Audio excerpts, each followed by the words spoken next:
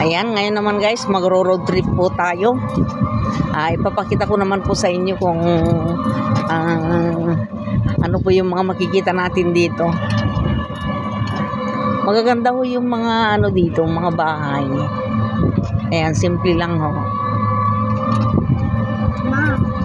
Hindi pa gaanong karamihan yung mga building dito. Simpleng mga ano lang ho, normal na mga bahay lang ho, wala pang building. Ayan. Oh, ano? Bakit sila yung sinusubscribe ka nila sa YouTube pero ako hindi lang? Kasi hindi ka pumupunta sa ano, live stream ko. Ayan, parawak pa ho yung mga bakanteng lote guys. Pero sigurado ako, darating ang araw guys, magiging subdivision na rin to. Kasi dami-dami yung mga farm resorts. Oo. Yan o. Ang dami yung nagtatayuan ng subdivision. Doon sa may unahan ho namin, sa may SCTEX. Kailan na ang bilis-bilis ho ang pangyayari. Masukal pa hong lugar yon, maraming mga mangga, ganyan. Marami pong mga puno ng mangga guys. Yan. Ngayon pagbalik ko, ano na, napatag na, malinis na po. Ang dami na pong mga bulldozer. Doon maganda kumuha ng ano guys, ng property dahil malapit po sa lahat, malapit sa McDo, sa Wendy's, Jollibee, at mga supermarket guys. Napakaganda.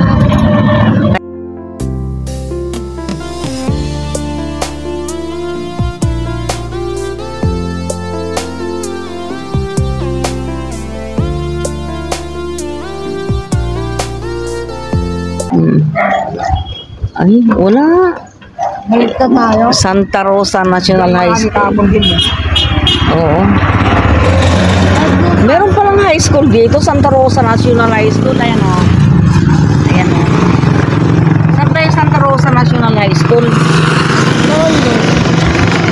Oo.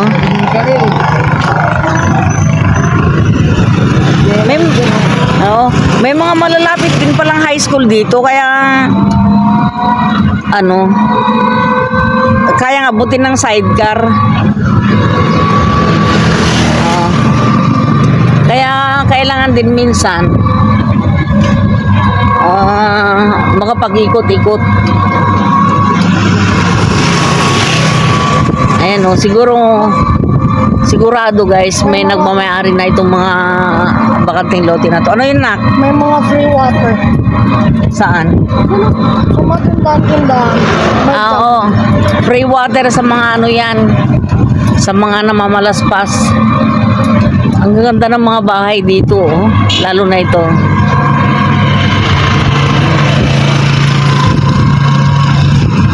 Resort siguro yan.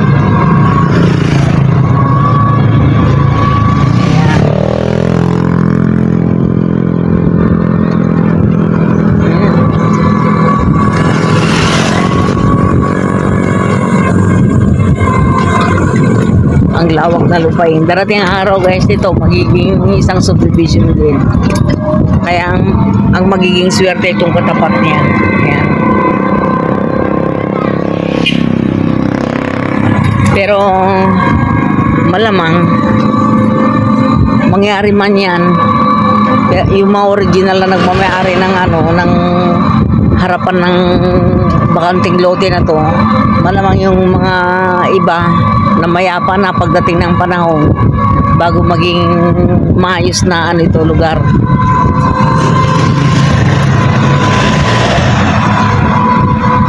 Yan.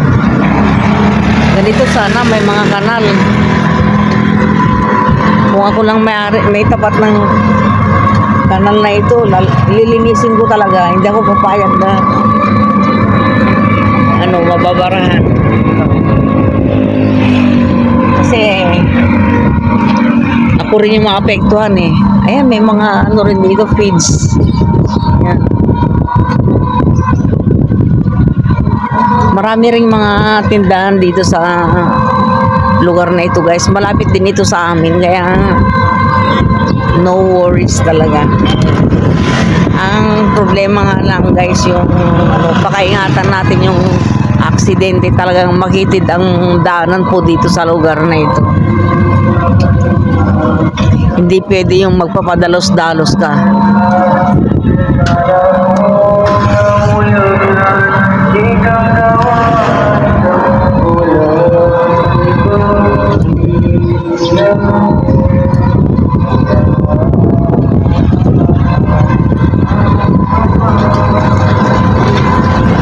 Ganda ng bahay na to guys. Simpleng bahay, simpleng buhay. Ayun, no? Meron din bahay doon sa Bantaron. Ginagawa, maganda din. Ganito ang gusto kong lugar. Yung presko, ang malalanghap mong hangin. Kung ako lang tatanungin mo, hindi na ako talaga manunuluyan sa Manila. Mamamasyal, oh. Pero yung lifetime na tinatawag, mas maganda pa rin yung manirahan dito sa probinsya.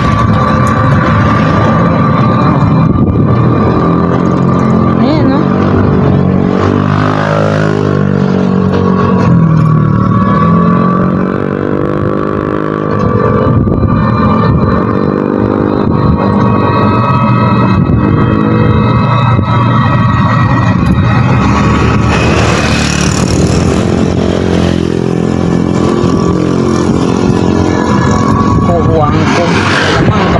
Din ng mga kuhuwang ko yan. Kuhuwang ko. Gaganda ng mga bahay, oh. Hindi talaga masasabing walang pera yung mga tao rito sa ganda ng mga bahay po nila. Hindi man yung kagandahan, pero talagang may sinabi.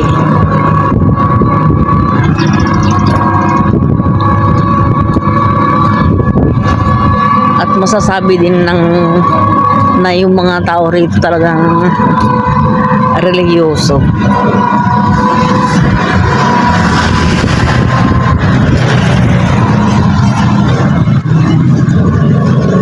Ayan, oh.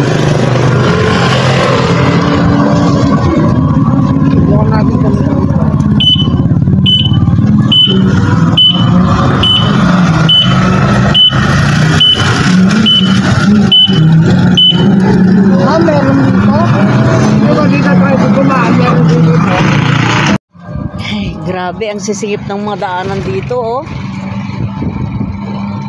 Talaga naman. Pero palagay ko darating ang araw ito magiging kalsada ito.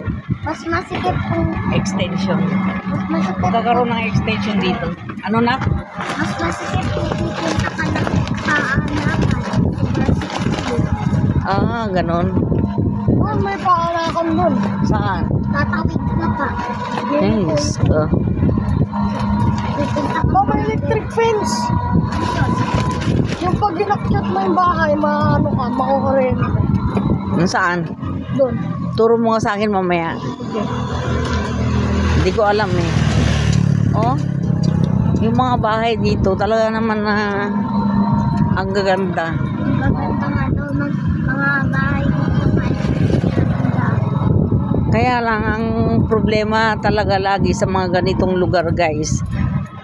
Dahil itong mga lupa na to siguradong sila yung mga nauna dito. Kaya ang kulang dito yung mga drainage. Palagay ko itong mga bahay na to walang sariling drainage guys. Oh, pero malamang may mga catch basin din sila. O di kaya malapit sa creek. Ayan. Ayan, oh. May mga din dito. High school ay ano na pala ito likuran ng ng Brentwood. Akala ko high school, no? Oo. Siya. Doon nga sa gas station, yung makikita mo yung Brentwood. Oo. Ayan guys, so ayan, oh. Subdivision na yung likod. Doon tayo dumaan kanina, di ba? Oo. Phase Oo. 2. Oh. Wala na dito. Malamang yung nyug na yan, guys. Yan. Inanunang ko niya ng mga uwang. Ano lito? Anong tawag dun sa uwang? Uwang sa English. Yung parang parang ipis na malalaki. Oh, parang cockroach na nangangain ng Ano ba yan? Yung nanganga. Gubang? Parang ganun, parang sa lagubang siya na Ayun na, phase 2. Oo. Wow. Ayan, mga kabas. Ang dami palang mga sikreto dito, guys, na daanan. Oo. Tapos ang gaganda ng mga bahay. Oh. Ayun, oh. Ayun, oh. Grabe. Tapos ng penitensya, syempre. Ayun o. Ayan, oh. Sana mo namin. Ewan ko ano ito, ah. Ano bang tawag dito? Chapel? Kita yung mga krus. Ayan, oh. Ayun. Ayan.